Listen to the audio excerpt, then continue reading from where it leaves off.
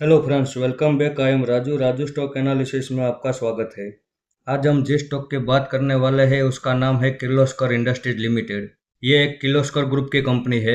इसके फंडामेंटल काफ़ी अच्छे हैं और इसके चार्ट में टेक्निकल पैटर्न भी बड़ी ज़बरदस्त चल रही है। तो आज हमने इसमें यहाँ 3400 के भाव पे एक एंट्री कर ली है।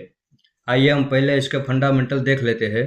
अब इस शेयर की हम और आगे बात करें उससे पहले मैं आपको एक और अपडेट देना चाहूँगा। जैसे हमने शनिवार के दिन हिंदुस्तान जिंक पे वीडियो बनाया था और रविवार के दिन वेल्जन डेनिसन लिमिटेड पे वीडियो बनाया था। आज हमने उन दोनों स्टॉक पे एंट्री कर ली है। अब शेयर होल्डिंग पैटर्न हम देखें तो पब्लिक कैटेगरी में हमें 24.5% जितनी होल्डिंग नज़र आ रही है। उसमें भी 2% की होल्डिंग तो बड़े इन्वेस्टर के पास है, यानी कि पब्लिक के पास केवल 22.5% जितनी होल्डिंग है। डीएस की इसमें 0.25% की होल्डिंग है। एफआईएस की इसमें आधे % की होल्डिंग है और बाकी सारी होल्डिंग प्रमोटर के पास मौजूद है। उसके आगे बैलेंस शीट में हम देखें तो कंपनी के ऊपर 1360 करोड़ का कर्ज है। उसके सामने 6906 करोड़ का तो रिजर्व है, यानी कि इस कंपनी के ऊपर जितना कर्ज है उससे 5 गुना ज़्यादा तो रिजर्व है। इस हिसाब से इनकी बैलेंस शीट काफ़ी मजबूत और दमदार है। उसके आगे प्रॉफिट एंड लॉस सेगमेंट में हम देखें तो यह company year on year compulsory अच्छा खासा प्रॉफिट कर रही है। साथ में यह कंपनी हमें डिविडेंड भी दे रही है। ये एक फाइनेंस एंड इन्वेस्टमेंट सेक्टर की कंपनी है। फिलहाल ये मार्केट कैप में छोटी सी कंपनी है, लेकिन इसका बिजनेस मॉडल काफ़ी अच्छा है। ये एक ग्रुप कंपनी है और ट्यूब इन्वेस्टमेंट की तरह इस कंपनी की बहुत सारी कंपनियों में हिस्सेदारी है। यहाँ पे आप देख सकते हैं Kirloskar brother limited, Kirloskar oil limited, इन दोनों में भी इस कंपनी की हिस्सेदारी है। उसके आगे भी आप यहाँ पे देख लीजिए और 8 पेटा कंपनी है इसकी, जिसके अंदर इसकी हिस्सेदारी है।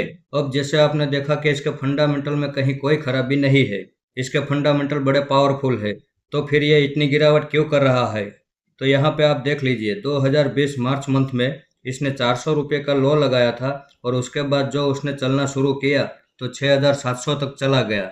अब इतनी बड़ी तेजी होती है तो उसके बाद रिट्रेसमेंट भी होता है और यही हमारे लिए एक अपॉर्चुनिटी होती है कि ये रैली अगर किसी से मिस हो चुकी है तो बाद में उसे दोबारा मौका मिलता है। तो आज हमने इसमें यहाँ 3400 के भाव पे एक एंट्री कर ली है। अभी ये स्टॉक 3500 के भाव पे ट्रेड कर रहा है। अब हमने इसमें यहाँ एंट्री लेने के बाद वीडियो बनाना शुरू किया, उतने में तो ये 100 रुपया चल भी चुका है। कोई बात नहीं, अगर ये यहाँ से और ज़्यादा गिरावट करता है तो इसी महीने जो इसने 2800 का लो लगाया था वहाँ पे हम दूसरी एवरेज करने वाले हैं और उसके बाद वहाँ से भी गिरावट होती है तो 1700 के भाव पे हम तीसरी एंट्री करने वाले हैं। और 1700 के भाव पे तो हम दिल खोल के इन्वेस्टमेंट करने वाले हैं, क्योंकि इसके चार्ट में जो टेक्निकल पैटर्न चल रही है वो बड़ी ज़बरदस्त चल रही है।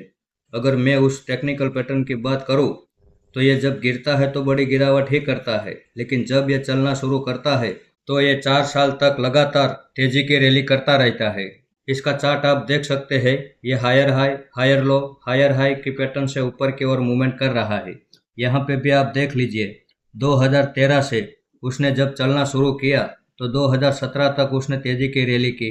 उसके बाद यहाँ पे भी देख लीजिए 2020 में जब इसने चलना शुरू किया तो 2024 तक लगातार ये तेजी करता रहा। और अगर ये गिरावट करता है तो करने दो, क्योंकि इसके चार्ट में हमें इतना भरोसा मिल जाता है कि जब यह चलना शुरू करता है तो अपने पुराने ऑल टाइम हाई को ब्रेक करके एक नया ऑल टाइम हाई बनाता है। फिर यहाँ देख लीजिए गिरावट हुई, बड़ी गिरावट भी हुई, लेकिन जब उसने चलना शुरू किया तो अपने पुराने ऑल टाइम हाई को ब्रेक करके एक नया ऑल टाइम हाई बनाया। तो इसमें हमारा टारगेट जो है वो बहुत बड़ा टारगेट है। इसमें हमारा पहला टारगेट 6700 पे रहने वाला है, दूसरा टारगेट 13000 पे रहने वाला है और तीसरा लास्ट टारगेट 25,000 का रहने वाला है। अब क्यों मैं इतने बड़े टारगेट की बात करता हूँ, तो इसके चार्ट में जब पिछले वाले ऑल टाइम हाई से नए वाले ऑल टाइम हाई का और यहाँ से ये वाला नए ऑल टाइम जो हाई है, इन सभी का मैं कैलकुलेशन करता हूँ तब भी ये बड़ा टारगेट नज़र आ रहा है। और इसके लास्ट लो से जब नए तेजी का ऑल टाइम हाई लगता है तो उसमें भी यही बड़ा टारगेट आता है।